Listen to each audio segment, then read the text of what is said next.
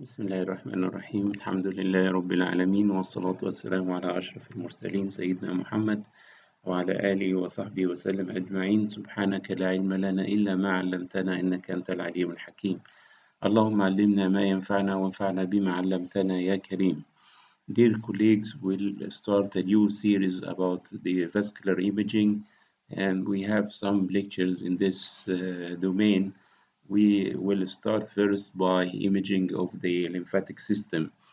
And as you all know that the lymphatic system is composed of the lymphatic vessels and the lymph nodes.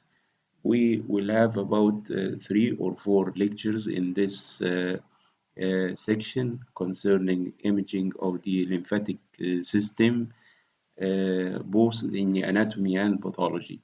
Then we'll shift to imaging of the venous system, and we'll have also 3 or 4 lectures in this domain.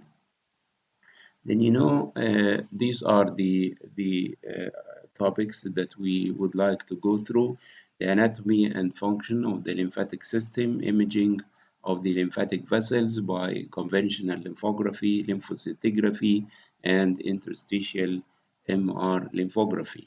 Then we'll talk about the diagnosis of lymphedema. Then we'll have another lecture about imaging of the anatomy of lymph nodes, the technique of evaluation, and the pathology of the nodes.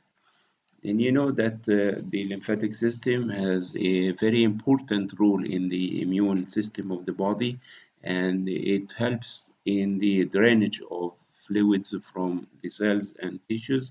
And you know that the lymphatic system has a the lymphatics have wide pores so that they can allow for large molecules and cells as well as cell debris to pass through compared to the pores available in the venous system. Then the lymphatic endothelium is permeable to large molecules. It can absorb the proteins and some of the cells and cell debris, and also microorganisms beside the tissue fluids. Then one of the ways for evaluation of the lymphatic system was previously used. It was known as the conventional lymphangiography or lymphography. Then this technique is performed by cleaning the foot or the hand. If we are going to do an upper limb lymphography, then we do some sterilization of the web spaces between the fingers, and we inject a specific dye which is known as the patent blue, not the methylene blue, but the patent blue, which is formed of large molecules so that they pass only through the lymphatic systems. Then we inject this 2 millimeter of patent blue in the web space between the big two and the next two using a fine needle, and we inject this subcutaneously or intradermally. Then we wait for some time, then this patent blue will go through the lymphatic vessels, and the vessels will appear as blue lines on the dorsum of the foot. Then we select one of these blue lines and we do some local anesthesia over the selected lymphatic vessel. Then we open the skin at the desired site, and we expose the lymphatic vessel. Then we introduce a fine needle inside the lymphatic vessel and we'll start injection of contrast medium, which is the lubidol in all of the cases of lymphography. And this video may help you to imagine or to have an idea about the procedure. And here you see this is the beta blue injected in the web space between the and the next two. Then here is the incision, which is usually performed after having some local anesthesia to the skin. Then we try to expose the lymphatic through the incision, and this is the lymphatic vessel. And we try to fix this lymphatic vessel and then introduce a needle inside this lymphatic vessel. And when it start, after that, the very slow injection of contrast material through the lymphatic vessel. And we then do some x-rays to the leg, to the knee, and to the thigh, looking for the opacified lymphatic vessel. And this is the dye is going through the cannula and in through the lymphatic in upward. And this is the situation where you can see the opacified lymphatic vessels. These are the lymphatic vessels, very fine cells along the opacified the lower limb. And starting from the then starting yes, this is the previous video, and you would like to see this video once more. And here is they are these very fine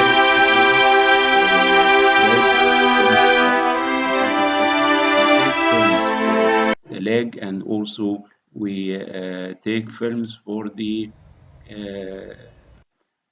the knee and so on. Then I will show to you the films taken. And here is the incision, which was performed after local anesthesia. And this is the appearance of the lymphatics.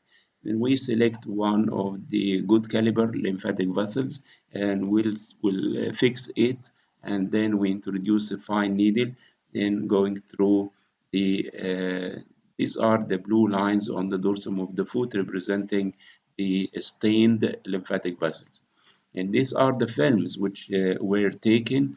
We usually have films for the leg, then for the region of the knee, including the lower thigh and the upper leg, then for the region of the groin. And normally you can see up to 3 or 4 lymphatic vessels in the leg, 5 to 7 lymphatic vessels in the region of the knee, and about 10 to 15 lymphatic vessels in the region of the groin. These are the normal lymphogram of the lower limb. And you see the lymphatics in the leg, you see the lymphatics in the region of the knee, and the lymphatics at the region of the groin. Then we'll continue filming the abdomen to ensure that the injected contrast material has reached also the abdominal lymphatics. And lymphography may be performed for one limb if the limb is diseased by lymphedema, and may be performed for on both sides if you are looking for the abdominal lymph nodes. Then these are the films taken in the frontal view and the oblique view to ensure that the contrast material has reached the abdominal lymphatics in a good amount. Then after that, you have a film for the upper abdomen, and you will see here opacification of a major duct, which is known as the cisterna chyli. And this cisterna chyli collects the lymph drainage from the lower limbs and the pelvis, and also to the abdomen. Then the cisterna chyli will lead to the thoracic duct, which is a good caliber duct running along the left side of the dorsal vertebrae, and it ends at the root of the neck by entering the subclavian vein. Then the final destination of the lymphatic fluid is to the venous system. And usually we have about 2.5 liters of lymph fluid produced per every day. Then this is the appearance of the cisterna chyli, which is a longitudinal duct in the lower part of the abdomen, draining the lymphatics from the lower limbs. And sometimes during CT or MRI, you can see the cisterna chyli between the abdominal aorta and the IVC as a fluid-filled normal structure between both vessels. Then we came to another technique for evaluation of the lymphatic system, which is the lymphoscintigraphy. And by this, we inject a radioactive isotope, which is usually the technetium-99M, labeled on sulfur colloid to produce large particulates that can go only through the lymphatic vessels. And we inject this intradermally exactly like the patent blue injected between the web between the big toe and the next toe. Then you have to scan the lower limbs by using the gamma camera, looking for the tracer going through the lymphatic vessels along the lower limbs. And this is the amount of radioactive isotope injected, zero point 0.2 millicurie, suspended in about zero point 0.1 milliliter of saline injected into the space between the first and second digits, and then you do some massage for the site of injection in order to propagate the injected radioisotope through lymphatics. Then a scanning of both lower limbs is usually obtained at 15 minutes, then 1 hour, then 2 hours after radioisotope injection. And here you can see the normal lymphoscintigraphy of the left lower limb. It is can see the lymphatic vessels, normal lymphatic vessels traced up to the region of the groin. But on the right side, and you see that there is some accumulation of the injected isotope in the subcutaneous area. And you can also appreciate that this lower limb is a little bit more sizable or more voluminous compared to the opposite limb. And this is a swollen limb due to lymphedema. And the accumulation of the tracer in the subcutaneous area is usually known as the dermal backflow, which is one of the good signs or the supportive signs that this lymphedema is of the obstructive type. And here is another example. You see this limb is normal and this limb is swollen, and you see that most of the tracer is present in the subcutaneous area. You cannot see the normal lymphatics through the whole limb, and this, as I mentioned, is known as the dermal backflow, denoting that there is obstruction to the lymph flow. Then the lymph will go backward and it will show retrograde flow towards the skin. And this is the obvious cause that the skin becomes edematous, and then due to the leak of lymph inside the subcutaneous area, and then lymph is very irritant, it initiates inflammatory reaction, which is usually followed by fibrosis. Then the process will go on until you reach the limb which looks like the elephant limb. Then the third way for evaluation of the lymphatic vessels is what is known as interstitial MR lymphography, or IMRL. And by this technique, we usually inject the gadolinium, which is usually injected intravenous, but here we inject the gadolinium in the web spaces of the leg. All the web spaces are injected by gadolinium. Then you start to have MR images at 15 and 30 and 45 minutes after injection of the contrast material. into all the web spaces of the leg. The initial images usually show the flow of the contrast inside the veins, and then later on the contrast inside the veins will be washed out, and the remaining contrast will appear in the lymphatic vessels. Then you may trace the flow of contrast until you can see the thoracic duct as you see in this example. And these are the parameters whenever you want to do an MR lymphography, and use these parameters according to the literature. And this is an MR lymphography of the upper limb. In the same case, you inject all the web spaces with gadolinium, and you may use a total of 9 milliliter of gadolinium, and you can add some local anesthesia so that the injection would be less painful.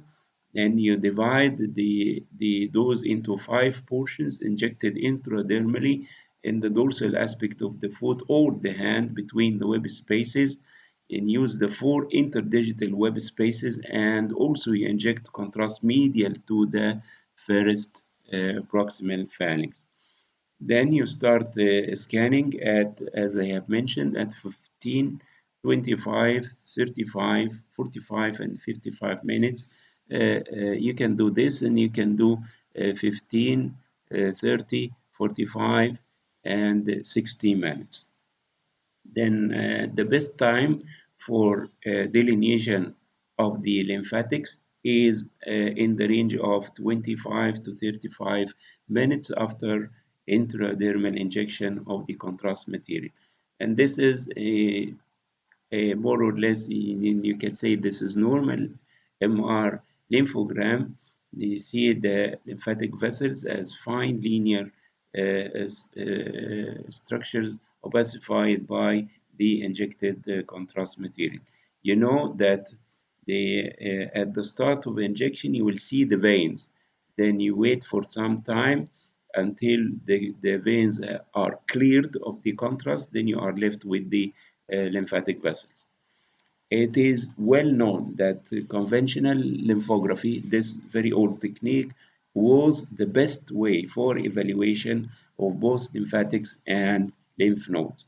But this examination is now considered obsolete because it is an invasive technique and it takes a very long examination time. You know that injection of contrast material through the lymphatic in order to reach the abdomen, it takes about 2 or 3 hours because we are injecting lipidol, which is an oily material injected through a very fine needle. It takes a very long time and needs a special injector to do this maneuver.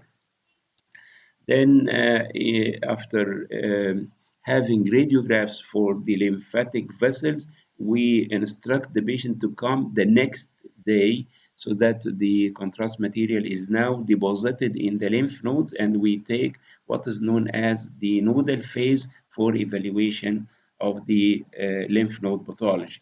In the first day, we evaluate lymphatic pathology, and in the second day, we evaluate for lymph node pathology. That, of course, you know, in cases of lymphedema, we are satisfied only with films taken during the first day because we intend to evaluate the lymphatics only. And one of the drawbacks is the radiation exposure and the side effects like wound infection and the possibility of pulmonary embolism. You know that lipidol will go through the lymphatic vessels and then to the cisterna chyli, then to the thoracic duct, then it will end into the subclavian vein, and then you inject a good amount, about 10 milliliter in each limb. This oily material goes finally to the venous side. Then lymphedema means that the swelling of the limb, whether it is the upper or the lower limb, secondary to lymphatic obstruction, or lymphatic abnormality. And this lymphedema may be primary or secondary. Secondary is to an underlying cause, like surgery. Whenever you you remove lymph nodes during surgery. For example, in cases of breast cancer, you remove the axillary lymph nodes, and this will sometimes lead to edema of the upper limb, lymphedema of the upper limb. Radiation will cause scarring and inflammation of the lymph nodes and the vessels that will be obstructed, leading to edematous changes. Metastasis and the infection of the lymph nodes will prevent the flow of lymph through the nodes, and it will result finally into lymphatic obstruction and lymphedema. Then congenital lymphedema may be seen in the newborn, is seen at birth. And the commonly seen lymphedema is that of the adult age, which is frequently encountered in females, especially between the age of 11 and 17 years. But whenever lymphedema is seen after the age of 35, it is known as lymphedema tarda. And these are the stages of lymphedema. The stage one is just some edematous changes with, let us say, bulge of the dorsum of the foot. And in stage two, you got some creases in the distal leg. And in stage three, the creases will increase. And then you finally left by a limb which is similar to that of the elephant, and this is known as elephantiasis. The major cause of this lymphedema is the parasite known as Washenaria bancrofti, and this Washenaria bancrofti lives inside the lymphatic vessels and the lymph nodes. It will obstruct the vessels and nodes, resulting in this lymphedema. The parasite is transmitted mostly by mosquitoes, especially in certain places where the parasite is present. Then this is the lymphedema of the upper limb in a female patient after radical mastectomy, and she received the chemo and the radiotherapy. And some of these patients will develop diffuse edema of the whole upper limb. And you see that this is the muscle bulk of the limb, and this is the skin and subcutaneous tissues. They are markedly thickened, and you see the fat is no more no more translucent, but it contains linear bands of fibrosis, and this is secondary lymphedema. And primary lymphedema, and this is an example of a female patient, 43 years old, with edema of both feet and ankles. And whenever you perform the lymphogram, normally you will see 2-3 lymphatics in the leg, 5-7 lymphatics near the knee, and about 10-15 lymphatics near the groin. But here you can see only one lymphatic vessel all through the whole length of the lower limb. And this is known as solitary hypoplasia. And solitary hypoplasia is one of the known causes of lymphedema.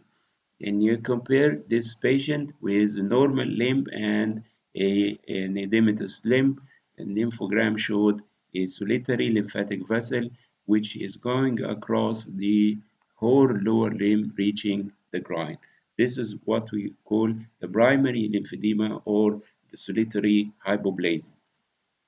And similar to the varicose veins, and you may got varicose lymphatics. And these varicose lymphatics are more or less similar to the veins. They are big, they are dilated, they are tortuous, they are numerous, but they fail to transport the lymph flow up to its final destination. Then you got some stasis and you got some edema in the lower limbs. And here if you see this appearance, and you can see too many lymphatic vessels in the leg, and they are not directed longitudinally. Many of them are directed horizontally, and this is what we call the opening of the interlymphatic communications. And this is a sign of lymphatic obstruction. The second sign is this appearance. You see, too many very fine small lymphatics are directed towards the skin, and this is what we call the dermal backflow. The dermal backflow can be seen in conventional lymphography and the lymphoscintigraphy and MRI lymphography. And in this case, the obstruction is due to these pathologic lymph nodes which are involved by metastatic disease, for example. Then here is lymphedema due to hypoplastic lymph nodes. If you look to the pelvis, the left side, there is a good amount of lymph nodes in the groin and uh, in the pelvis, but on the right side you cannot see, or you see very traces of contrast material in minute lymphatics and almost no detectable nodes in this region. And if you go back to the lower limb, and you see the lower limb is edematous, and you see one of the pathognomonic findings for obstructive lymphedema, which is the dermal backflow in the form of very fine, minute lymphatic vessels directed towards the skin and the subcutaneous tissues. And this is MRI, MR lymphography of both lower limbs. The right lower limb is normal, and the left lower limb is pathologic. And this is because this patient had an abdominal hysterectomy for endometrial carcinoma and followed after by left lower limb edema 1 year after surgery. And these arrows point to the venous system. And you know, during MR lymphography, then you can see the veins as well as the lymphatics together. If you have films in the early stage, like in the range of 20 minutes, for example. And here you see the normal lymphatic vessels are of a small caliber in the regular course up to the groin. But here you see the obstructed lymphatics are dilated, they are tortuous, and there is lymph stasis where in the form of the stasis of the contrast material within these dilated lymphatics, secondary, of course, to the obstruction in the pelvis after removal of the lymph nodes. And this is the lymphedema of the left lower limb by MR lymphography. You see that the left lower limb is swollen. You see too many lymphatic vessels in the foot, and a few lymphatics are opacified in the leg and in the distal part of the thigh. Then, according to the level of obstruction, the lymph will go back. And if you have obstruction in the pelvis, for example, or in the abdomen, then the lymph will go back into the lower limbs. It sometimes go into the scrotum, where the lymphatic vessels of the scrotum will open, and there is retrograde flow of lymph through these lymphatics into the scrotum, and many times you got huge swelling of the scrotum due to lymphedema. And one of the frequently seen lesion in the clinical practice in the days of lymphography was this appearance. You got obstruction above the level of the kidney, then the lymph will start to go back, and sometimes the lymph is able to go retrograde through the lymphatics of the kidney, and this will lead to leakage of lymph inside the collecting system, where the collecting system may be opacified by this lipidol, and then sometimes you can see the ureter, and sometimes you can also see contrast material within the urinary bladder, and this is known as chyluria. And we used to perform this examination in patients presenting by chyluria in order to see which of the kidneys is involved by this retrograde flow of lymph. And many times you can see both kidneys are involved by this pathology. And this is a patient with obstruction in the thoracic duct. And they see the retrograde flow of the lymph into some of the mediastinal collateral vessels. And if you go lower down in the abdomen, you can easily appreciate these renal lymphatic vessels, which are opacified in the region of the left kidney, when this is the cause for chyluria in this patient. And sometimes if you have CT and you can see these lymphatics going on either side of the spine, then you see lipidol in the region of the kidney or in the pelvic cell system, diagnostic of chyluria. In this case, the chyluria is bilateral. And you can see that lymphatic vessels are opacified in the region of the left kidney, and also they are opacified in the region of the right kidney. And this is a good example of chyluria on the left side. You see too many dilated tortuous lymphatic vessels are opacified, retrograde. You know that the lymph will flow like this up to the region of the thoracic duct, and there is no way to go to the kidney unless there is some obstruction here which will prevent the upward flow. Then you got opacification of the renal lymphatics. And this is a case of bilateral chyluria. The lymphatic vessels of both kidneys are opacified, and you see in the pelvis that lipidol is almost filling the urinary bladder. This is the case of severe chyluria. And you know that if the obstruction is in the lower part of the abdomen, below the level of the kidney, the patient may get also chyluria because of the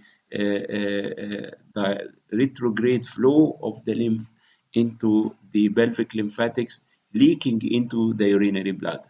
And this is the value of this technique to assess the site of leakage, whether it is through the kidney or through the pelvic lymphatics. And this is a retrograde biolography in a patient presenting with chyluria. You see in the retrograde biolography, we inject contrast media through a catheter inserted into the ureter by the endoscope.